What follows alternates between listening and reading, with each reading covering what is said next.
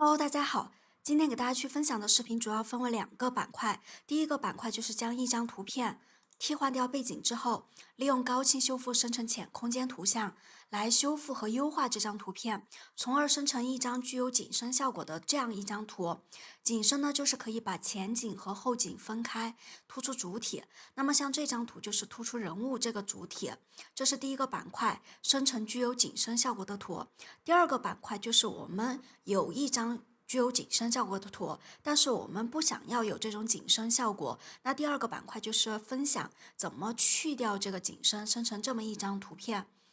首先给大家去分享第一个板块，生成具有景深效果的图。我们先来到 Stable Diffusion 这个页面，往下滑，打开 ControlNet，在这里放入一张图片。我们就放入这张图片。现在我们就是要突出这个人物，保留这个人物，替换掉它的背景。我们这个地方一定不要忘记选这个启用，完美像素是建议大家勾选的。然后下边我们选择局部重绘。现在新版的 ControlNet 你选了这个之后，它下边会自动帮你去匹配相对应的预处理器和模型，然后这个模型你下载好就行了，然后其他就默认。然后现在我们要去绘制这个背景的遮罩，我们点这里的笔，稍微把这个笔调大一些，然后我们在这里去绘制它这个遮罩。好，我们这边大致绘制了一下，那背景我们需要去替换，那就要在提示词里头去写你想要的那种背景。那比如说我就写正向，这是我预先存好的提示词。然后，我们就在校园吧。然后下边反向提示词，你用一个通用的就可以了。然后这里的参数根据自己需求去设置，那我就默认这里我多选几张图片吧，就是多生成几张，然后生成4张。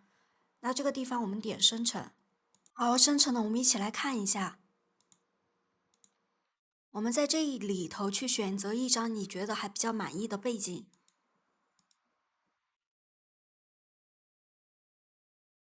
那我们就第一张吧，就不挑了，给大家去做一下演示。然后这张图片你可以看一下，它的这旁边人物旁边这些是融合的不是很好的，就是这旁边。那我们现在就要去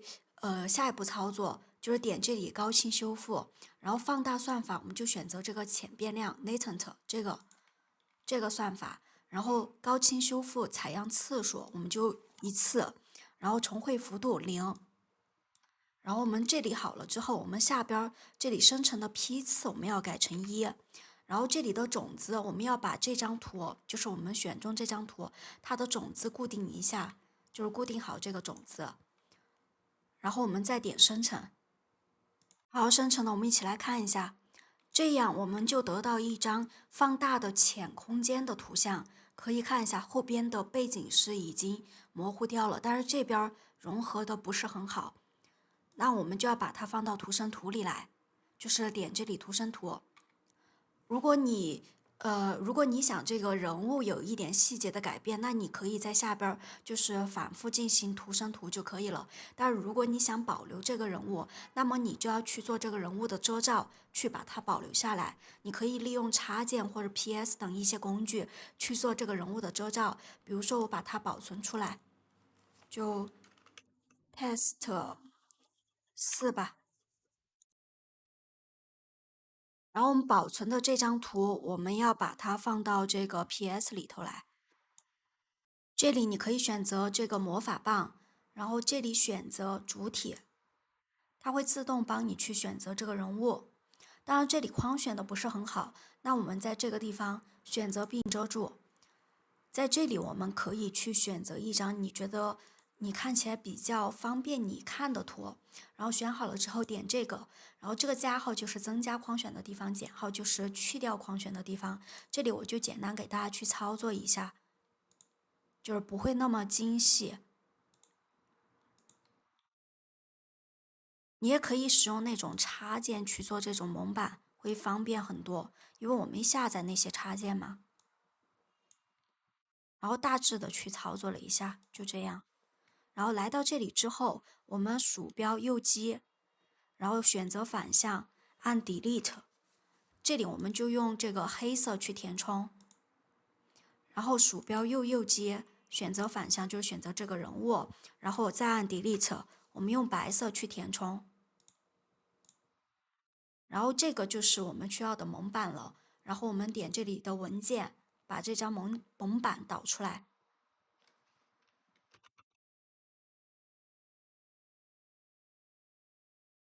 蒙版一吧。然后导出来之后，我们回到 Stable Diffusion 这个页面，在这里这个地方的这张图，我们要把之前我们生成那个放大的浅空间图像的一张图传到这里来，然后这里就拖入相对应的一个蒙版，蒙版一。然后下边这里我们要选择重绘非蒙版内容，这里是仅蒙版，其他的一些参数你可以根据自己需求去设置。然后这里的重绘幅度我们要调低一点，比如说我就0.3吧，因为你要保持它这上边的这种大致的一个形态，那你这个数值就调低一点，0.2到0.35之间都 OK 的。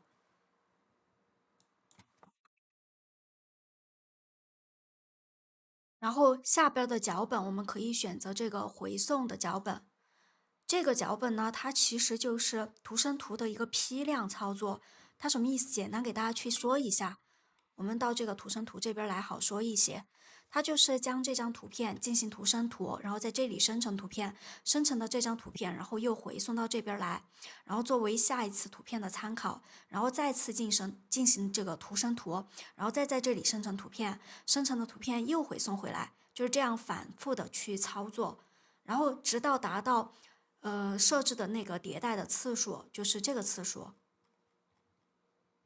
就是这里的次数。这个次数就是表示你进行几次的图生图，就是这个。那一般是4次，如果你自己根据自己结果来嘛，如果你生成的不好，你可以改变一下这个次数，它没有什么固定的一个值。然后这个呢，它是最终的那个图生图最后一次图生图的时候，它参照的这个重绘幅度的这个值。比如说，我就设为0.35，这是最后一次图生图的重绘幅度。第一次重绘幅度是这个，这是第一张图，这是最后一张图。那这里不是一共4次吗？那中间2张图的一个重绘幅度是参照什么一个值呢？它就是用的这个重绘幅度曲线，它是有3种曲线的。我们一起看一下到底是怎么样的。这里只是大致给大家去画的图，比如说第一次是0.3，最后一次是0.35，最后都是这个0.35。那么分别的重绘曲线就是这样的，中间这个 linear 是直线，aggressive 是红色的，lazy 是绿色的，就是这样的。如果是降低是这样的一个图，大致是这样的。然后这个是3个重绘幅度曲线大致的一个图片。然后这里是我就选择这个 aggressive，然后这个呢，它是每次迭代是添加反推提示词，也就是说我们每次回送进行图生图时，它会将参考图的反推提示词添加到提示词当中。这里有2种，就是这个是不添加，然后这里是有2种，这种呢是自然语言的那种反推提示词，然后这个呢是关键词的反推提示词，那我就选择这种。然后我在上边点生成，好，生成了，我们一起来看一下。这里呢是4次迭代生成的图片，就是这个。然后我们看一下它的一个效果，我们点单张的来看，可以看一下，但是这里融汇的还是不够那么好。然后我们再往后，可以看一下，慢慢就是融汇的越来越好，就是这个。然后这个就是增加它的一个景深效果的一个图片。就是如果你觉得这后边的一个模糊程度不够，你可以调下边的一个就是参数进行一个设置。然后这个效果我觉得还可以，我们可以对比一下。比如说我把它保存出来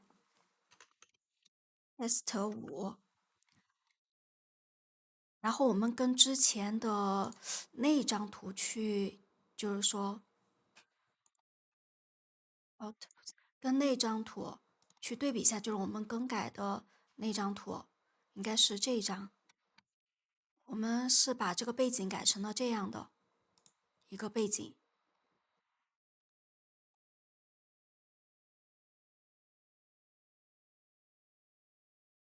我们可以看一下，这张呢是我们改了背景之后的那张图，然后这张图是我们加了景深效果的这样的一个图。当然背景肯定是有一定的更改，因为我们用的图生图嘛。然后当然人物的话基本上是没有变的，因为我们用了蒙版。然后你可以看一下这个景深的效果还是可以的，就是这一块儿，这是我们加景深的一个图。当然，你觉得这个背景不够模糊的话，你可以就是调整这里的一个参数进行设置一下，然后去看一下效果。这是第一个板块，第二个就是讲的我们如果拥有一张这种带有景深效果的图片，但是我们想去掉这个景深怎么办？我们把这个图就是拖到这个局部重绘这边来，然后这张图我们需要去反推它的提示词，因为我这里本来就有了嘛。然后这张图的一个提示词，你可以就是说用这个反推的这个插件，或者是那个直接图片信息里边去把它提示词生成一下。那我这里就不生成了，我就用这个吧。然后这里的这个反向的提示词我们要改一下，我们要改成这样的一个反向提示词，就是这个。我们可以看一下意思，就是把那种模糊背景呀，然后前景模糊啊、景深啊这种词带到这里来就可以了。然后下边是一样的，我们是重绘非蒙版内容，这里的蒙版一定要加入哈，就是这个人物我们是不改变它的。然后这里进蒙版，然后其他的参数设置就可以了。然后重绘幅度我们可以稍微给高一点，我们就0.5。然后我们要利用 ControlNet 里边的 Tail 模型，我们同样把我们这里就在这儿的嘛，我们同样把这张就是带有景深的图放到这儿来，然后我们启用勾选这个完美像素，我们用 Tail 模型去增加它的一些细节，然后这里它会自动帮你去配备好了，然后这个权重我们稍微给高一点，然后这样的话就是引导这个图，就是还原我们人物的一个图像，就是这一块然后增加一些细节。然后这里我的提示词更重要，因为我们要去掉它的模糊度嘛，所以这边我们的提示词最重要。这里我们回送的脚本一定要重新传到这个 ControlNet 里边来，然后进行添加细节，就是这一块。然后这里我们同样是点这个回送的一个脚本，然后这里我们可以放大一点，比如说我们就拉到1，然后这个就是设置一些参数嘛，你觉得比较好的一些参数，然后设置好了之后，你点这边生成，然后生成呢，我们一起来看一下，就是这几张图你可以看一下，就是背景变得越来越清晰，然后我们还是点这个来对比，看得更清楚一些。你可以看一下它的背景，这样变得越来越清晰。只是我用的那个 VE 模型不行，它的那个颜色有一点淡。你模型选对了，它会非常的清晰。就是这一块我们还是把它保存出来，我们对比一下。test6，